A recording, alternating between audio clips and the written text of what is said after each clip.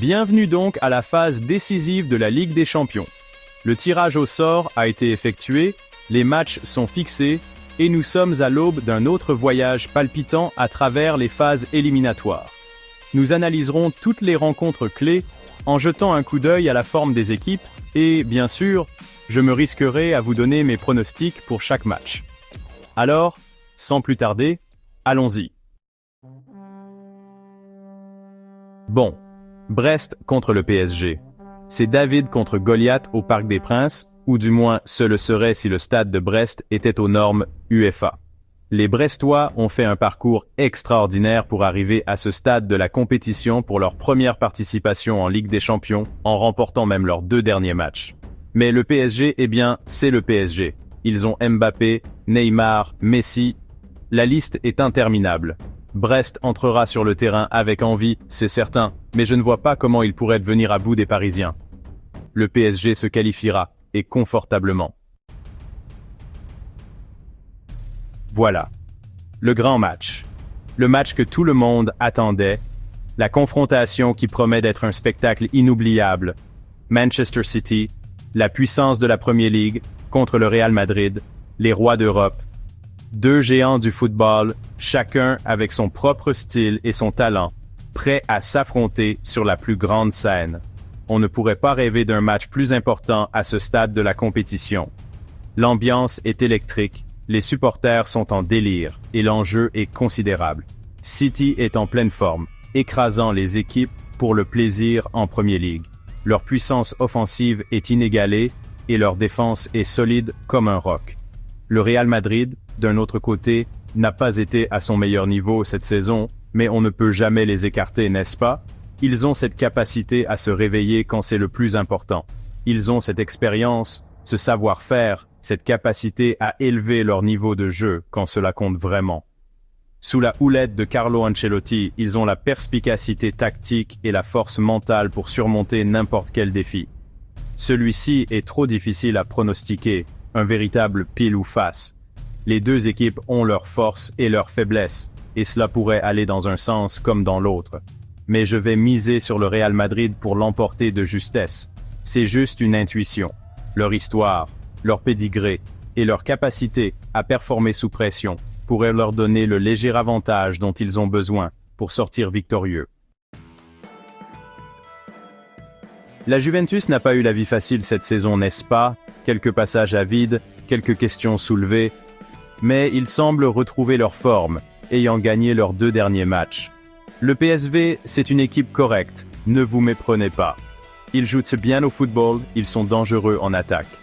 Mais la Juventus, à domicile, avec des joueurs comme Chiesa et Vlahovic en attaque, devrait avoir trop de puissance de feu. Je parie sur la Juventus pour se qualifier. Le Sporting contre le Borussia Dortmund. Le Sporting pourra-t-il tenir le coup? Cela a été une sorte de montagne russe pour le Sporting depuis le départ de Ruben Amorim, n'est-ce pas? L'équipe a été confrontée à de nombreux défis, sur et en dehors du terrain. Des blessures de joueurs clés aux ajustements tactiques. Ce fut une période de transition importante. Les supporters sont restés sur le qui-vive, espérant un retour au jour de gloire. Ils sont toujours en tête du championnat au Portugal, mais ce ne sont plus la force qu'ils étaient. La constance qui les définissait autrefois semble vaciller. Néanmoins, leur résilience est louable. Chaque match est un témoignage de leur détermination à rester au sommet, même si le chemin est semé d'embûches. Dortmund, eh bien, c'est toujours une menace, non? Avec une équipe débordante de talent et un historique de solides performances en Europe, ils sont un adversaire redoutable. Leur puissance de feu offensive est quelque chose que toutes les équipes craignent. Ils ont des buteurs partout sur le terrain. Que ce soit leurs attaquants, leur milieu de terrain ou même leurs défenseurs, tous semblent capables de trouver le chemin des filets. Cette polyvalence les rend imprévisibles et dangereux. C'est un match difficile à prédire. Les 2 équipes ont leurs forces et leurs faiblesses. Le résultat pourrait dépendre d'un éclair de génie ou d'un moment d'inattention. C'est le genre de match qui tient les supporters en haleine. Le Sporting espérera une grosse performance à domicile, mais je pense que Dortmund pourrait être trop fort pour eux. L'avantage de jouer à domicile pourrait jouer un rôle crucial, mais l'expérience de Dortmund dans les matchs à enjeu élevé pourrait faire pencher la balance en leur faveur. Je parie sur une victoire de Dortmund. Leur forme actuelle et la profondeur de leur effectif leur donnent l'avantage. Mais au football, tout peut arriver, et c'est la beauté du sport. Club Bruges contre l'Atalanta. Les outsiders peuvent-ils créer la surprise? Le Club Bruges a bien fait de se qualifier pour la phase éliminatoire, n'est-ce pas? C'était un groupe difficile, et ils ont fait preuve de résilience et de détermination pour s'en sortir. Leur parcours n'a été rien de moins que remarquable, et ils sont maintenant confrontés à un défi encore plus grand. Ils se sont qualifiés à la différence de but, mais ils sont là par leur propre mérite, et ils apprécieront l'étiquette d'outsider. Les joueurs savent qu'ils n'ont rien à perdre et tout à gagner. Cet état d'esprit peut en faire un adversaire très dangereux. L'Atalanta, c'est une équipe dangereuse, qui marque beaucoup de buts, avec une mentalité offensive. Leur puissance de feu est bien connue, et ils ont la capacité de démanteler les défenses avec aisance. Cependant, leur style de jeu agressif peut parfois les laisser vulnérables à l'arrière. Cependant, ils peuvent être un peu fébriles en défense. Des erreurs défensives leur ont coûté cher par le passé, et le Club Bruges cherchera à exploiter toute faiblesse. C'est un cas classique d'attaque contre défense, et cela promet d'être une rencontre passionnante.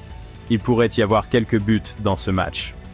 Les deux équipes ont prouvé qu'elles pouvaient marquer, et aucune des deux ne se retiendra. Attendez-vous à un match ouvert, avec beaucoup d'occasions et de l'action de bout en bout. Je pense que l'Atalanta aura trop de puissance offensive, mais je n'exclus pas un résultat surprise. Le Club Bruges a le cœur et la capacité de créer la surprise. Le football est imprévisible, et c'est ce qui le rend si excitant. L'Atalanta se qualifiera, mais cela pourrait ne pas être facile. Ils devront être à leur meilleur niveau pour venir à bout d'une équipe coriace du Club Bruges. Ce match a tous les ingrédients pour être un classique de la Ligue des Champions. C'est un match intriguant, n'est-ce pas? Monaco a commencé la phase de groupe sur les chapeaux de roue, battant Barcelone au passage. Mais ils ont un peu marqué le pas ces dernières semaines. Benfica, c'est une équipe solide, bien organisée, difficile à manœuvrer. Je pense que celui-ci pourrait aller dans un sens comme dans l'autre. Ça va être serré, ça va être tendu, mais je vais miser sur Benfica pour l'emporter de justesse. Eh bien, Feyenoord qui licencie son entraîneur à quelques jours d'affronter Milan en Ligue des Champions. On ne voit pas ça tous les jours, n'est-ce pas? Il sera intéressant de voir comment ils réagissent. Milan, c'est un club de nouveau en pleine ascension, n'est-ce pas? Ils sont de retour en Ligue des Champions après quelques années d'absence, et ils seront déterminés à laisser leur empreinte. Je pense que Milan sera trop fort pour Feyenoord.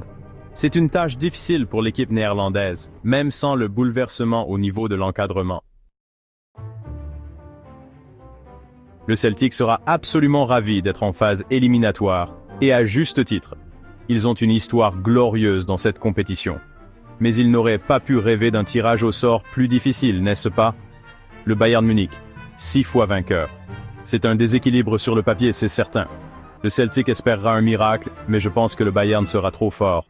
Le Bayern va gagner, et gagner confortablement.